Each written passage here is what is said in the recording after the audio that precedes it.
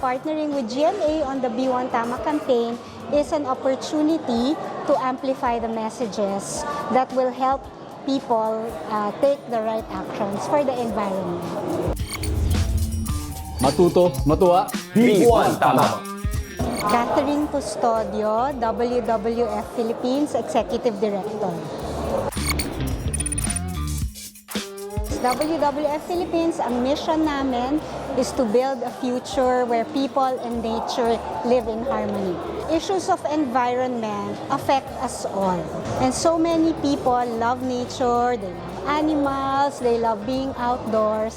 Pero pagdating sa making the connection of how your daily decisions affect the environment, medyo doon nawawala. No? So we feel that partnering with GMA on the B1 Tama campaign is an opportunity to amplify the messages that will help people take the right actions for the environment.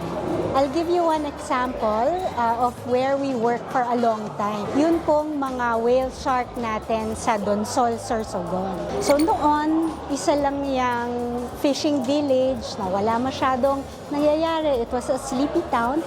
But then we observed na every year bumabalik at bumabalik yung mga whale sharks. Seasonal yan. So that encouraged the local government and the local community to create an ecotourism program. So dahil sa information na yon about where the whale sharks were going, when they were going, they were able to set up an ecotourism program that benefited the entire community of Donsol. So nataguri ang Whale Shark Interaction Capital of the World na sila.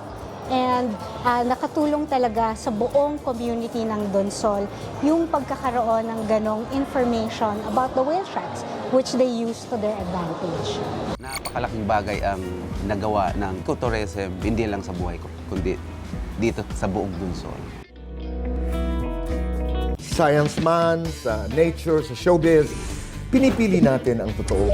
Pinipili natin ang facts. Pinipili natin na maging makabuluhan habang nagbibigay ng saya.